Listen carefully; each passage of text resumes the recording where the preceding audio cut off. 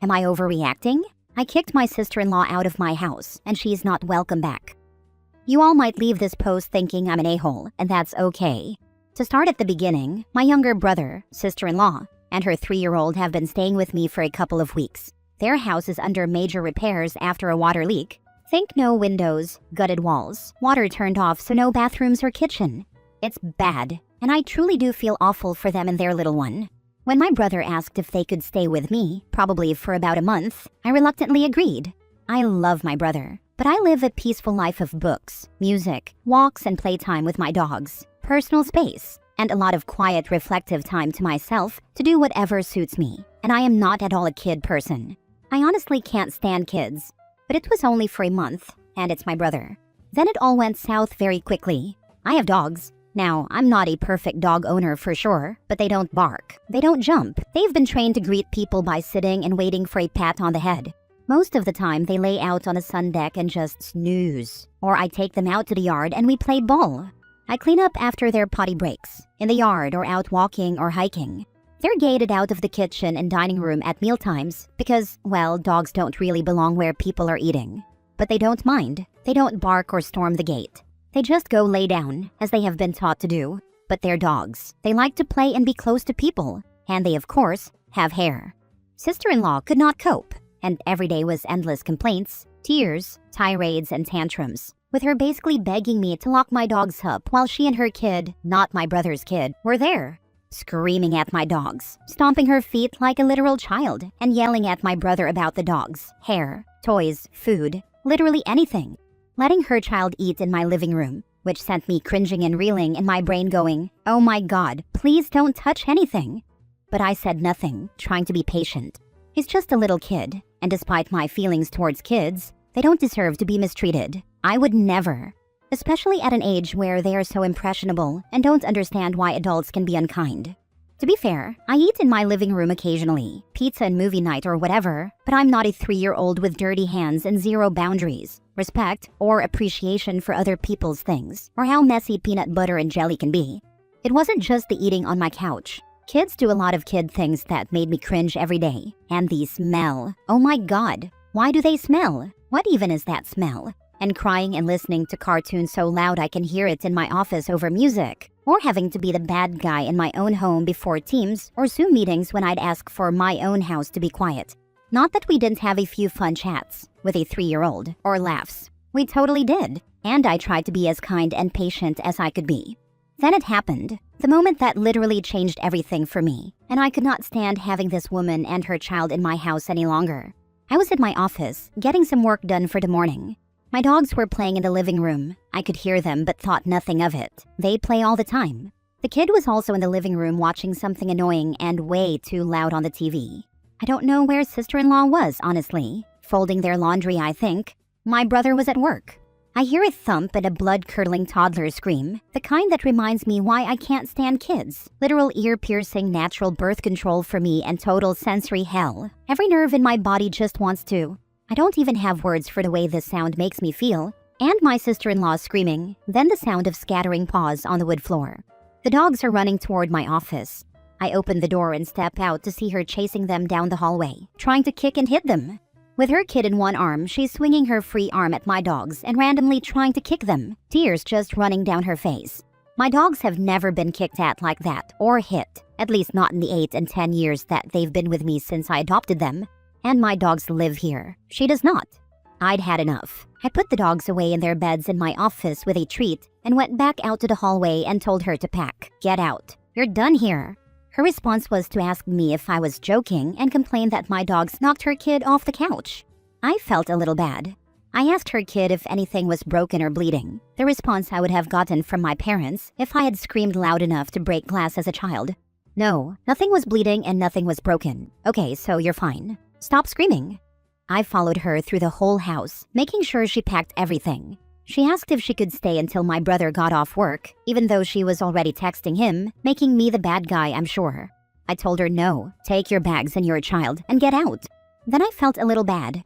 It's only like 10 degrees in our state right now, so I let them sit in the kitchen behind the baby gate until my brother could come get them. He left work early, thankfully. Now my brother is pissed at me for kicking them out, and at his wife because now he has to pay for a place for them to stay, and he's the only one who works. She's trying to victimize herself by saying that the dogs attacked her child, and that I'm an awful, family-hating old mean bitch. She tried to garner sympathy from my parents, who also told her off, and my other sister and brother-in-law, who already think she's crazy and a freeloader. My older brother was going to let them stay there until he found out what she did and then posted in the family group chat that he had changed his mind because he doesn't want her to kick his dogs. But according to her and my younger brother, I freaked out, overreacted, and threw my family out in favor of my dogs. Now for the top comments. Not overreacting. There is no excuse for animal abuse. Hitting and kicking a dog that is running away from you is despicable. That's what really set me off. Her chasing my dogs who are trying to do nothing but get away from her while she's screaming and swinging and kicking at them. Also, this wasn't a tap on the nose. She went after those dogs to try to cause pain.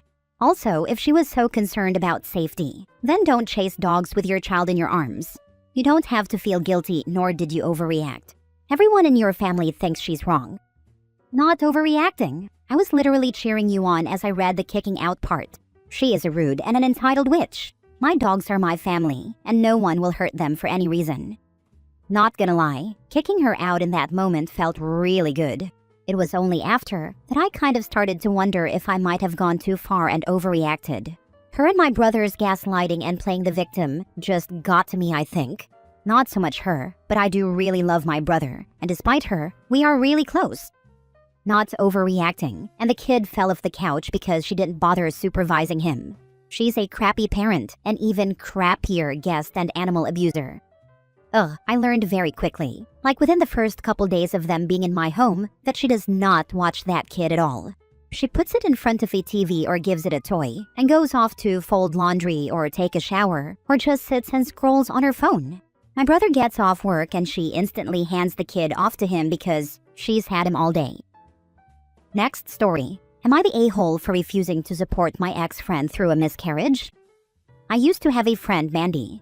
Mandy and I were friends in school. We were pretty close. Our friendship ended when, shortly after the death of his wife, Mandy started dating my brother Eric, and later married him. No, they weren't having an affair. They'd met maybe twice, once being at my wedding. Over the years, we were friends. They found each other on a dating app. I do believe that. Eric was deeply in love with his late wife. I don't believe he'd ever cheat on her. But he was devastated by her death and just didn't process his grief and started dating really quickly to fill the void. A terrible decision. Really bad choice as a father. I told Mandy all this when she revealed they'd been seeing each other, but she didn't listen. I called her sick for dating a grieving father with grieving young children and refused to have anything to do with her. She married him a year later. Fast forward 5 years, my nibblings hate her, I hate her and my brother, and my parents tolerate her so they can still see their grandkids. The family relationships never really recovered. Over the Christmas period, Mandy and Eric announced that she was pregnant. All hell broke loose at my dinner table, and the kids ended up staying at my place through New Year's. Last week, Eric asked me to take the kids for the weekend, as Mandy was going through a miscarriage. He made it sound as though it was stress-related, but personally, I feel like this was just to make everyone feel guilty for not being excited for them. I said of course I could have the kids. I love those children deeply and have taken on a motherly aunt role for them since they refused to be taken care of by Mandy and was ready to hang up. Then Eric asked if I would consider reaching out to Mandy, as she could really use an ally right now. I told him Mandy wasn't my friend nor my family, and I didn't like her. So no. Eric said that wasn't fair. What Mandy was going through was traumatic and she needed someone who could understand. I had a miscarriage a couple of years ago. I told him there was nothing about Mandy I could understand. She was an emotional vampire who trampled over grieving children, so she could secure herself a husband just as greedy and selfish as she was. And I wasn't going to pretend the stress she was dealing with wasn't the cost of what she did. I guess Eric's phone volume was pretty loud because I could hear Mandy start wailing in the background. Eric called me evil and hung up. I wouldn't wish a miscarriage on anyone. I really wouldn't. And I never wished one on Mandy. But her going through something horrific doesn't change the fact that I think she's a crappy person. I don't have anything kind to say to her, and reaching out would be disingenuous, so I'm not doing it. But my mom thinks I'm a giant a-hole for refusing to offer support. She agrees with not rekindling the friendship, but said I should probably have shown some kind of support just as someone who would have been an aunt to their baby. To me, these people haven't really been in my life in 6 years. Why would I ride in now just over this, even though I still can't stand them? Am I the a-hole here? Should I have just let my feelings go because Mandy asked for support? Edit to add context of the issues I have with the way Mandy and Eric treat his children. The way she treats his kids is what's missing from the story. Firstly, she had absolutely no respect or patience for the fact that they were grieving.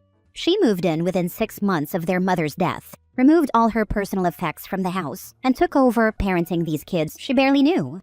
She had zero compassion for their acting out. The youngest child was 6 when their mom passed, and Mandy would get upset when she had tantrums saying she wanted her mom. She's consistently pushed herself into the kids' lives when they don't want her there, volunteering at their school events, calling them her kids when they've asked her not to, calling herself their mom. She told Eric they don't need therapy because they're too young to benefit from it, because they barely remember their mother anyway. She refused to buy my niece new clothes for nearly 6 months because my niece didn't want to go shopping for the clothes with her. And through all of this, my spineless, selfish brother just let her run the show because he never wanted to learn how to be a single parent. He's not innocent, but she isn't either. Those kids are miserable, and neither of them care. Edit 2. Because people seem to think I'm ignorant to Eric being the main problem here, I'm not, and I never have been. I have given him more grief for what he did than I ever gave Mandy. He's the parent. It was his job to look after his kids, and he didn't. I can honestly say I haven't liked who he's become since his wife's death, and I think he's a bad parent. I don't have a relationship with him beyond coordinating seeing the kids, because of how disturbed I am by his behavior. I absolutely know that most of the blame lies with him. I just don't see Mandy as a victim either, and she's the person who wants to benefit from my support here because of our past friendship. That's why this story is mainly about her. But yes, I am aware Eric is mainly to blame for messing up with his children. Your brother had a new woman in his home 6 months after their mother passed away? What the actual hell? That was my reaction. And she got rid of her stuff too? I remember reading a story about a widower who started dating years later, and the girlfriend planned a surprise family picnic on the deceased wife's birthday to her grave, where they got to eat the mom's favorite food and share the family's favorite memories about her. That girlfriend made the deceased an active part of the family's life. This whole throwing out the deceased stuff is infuriating. My mom thinks I'm a giant a-hole for refusing to offer support. Nobody's stopping her from calling Mandy herself. I always hate when people get mad at you for refusing to do something that they should really be doing themselves. And why on earth would OP be any sort of anything to the child of someone she loathes?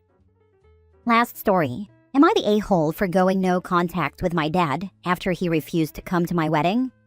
I, 27 female, am getting married this coming May. Everyone in my family has RSVP'd to the wedding except my dad. For some background, my parents divorced about 13 years ago after 22 years of marriage. My dad later married the woman he had an affair with, an actual freaking Karen. Over the years, my sister and I were basically forced to tolerate Karen just to maintain a relationship with our dad. She constantly made passive-aggressive comments toward us and our mom, and my dad never corrected her. Instead, he always defended her and punished us if we pushed back, cutting off our phones, refusing to help with school expenses, etc. So we learned to just endure her to keep the peace. It's also important to note that, unbeknownst to Karen, my parents remained friends after the divorce. Fast forward to February 2025. My fiancé and I hosted a housewarming party after moving into our new place. We invited close friends and family, including my mom and her fiancé, and my dad and his parasite. As soon as my dad and Karen arrived, I felt a wave of anxiety because, 1, they were already drunk. And 2, this was only the second time my mom and Karen had ever been in the same space. Things were okay at first, until they weren't. I had spent hours cooking, we gave guests thank you gifts for traveling, and overall we really tried to make everyone feel welcome. Karen complained about everything. She even went around telling our friends how uncomfortable she was because no one liked her. The situation finally blew up when I was sharing a group hug with my parents. Karen, loud and drunk, came over and put her hands on my mother. I tried to de-escalate, but the night ended with guests physically holding back me, my mom, and my sister while Karen was pushed out the door. After that incident, I told my dad that I was no longer willing to be cordial with Karen because of what happened, but that I hoped he'd understand and not let it affect our relationship. Spoiler, it did. I spoke to my dad only 4 times in all of 2025 after that. I even flew home and invited him out twice, once to dinner and once to his sister's house, and he flaked both times. Sending him my wedding invitation was the final olive branch I was willing to extend. Karen was not invited. When he didn't respond, my fiancé called him. My dad said that if his wife wasn't invited, he wasn't coming either. He said he was tired of dealing with this petty dumb crap and wouldn't be attending the wedding. After hearing that, I sent my dad one final message and decided to go no contact. I told him he didn't need to worry about our relationship anymore because I was done. I also told him I hoped this marriage didn't fail like his last one, because if it did, he'd be alone, since he's allowed Karen to sever his relationships with his best friend, his sister, and his daughters. I ended with a PS, letting him know that she's already complaining to his family and plotting her exit. So, am I the a-hole? My dad did exactly this when I invited him to my wedding. It hurt that he wouldn't give me a day of his time. I was his family for decades, before his parasite entered the picture. Remembering every time he told me how much I meant to him just resalts the wound. I'm proud of you for setting a boundary and looking out for your psychological well-being. We can both be better than our fathers. Congratulations on getting married, and I hope all of your best years are still ahead of you. Not the a-hole, obviously.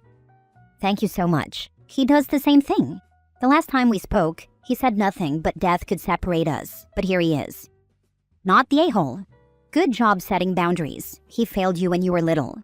You will never get him to love you more than he loves making his own life comfortable. It took me too long to figure that out, but better late than never.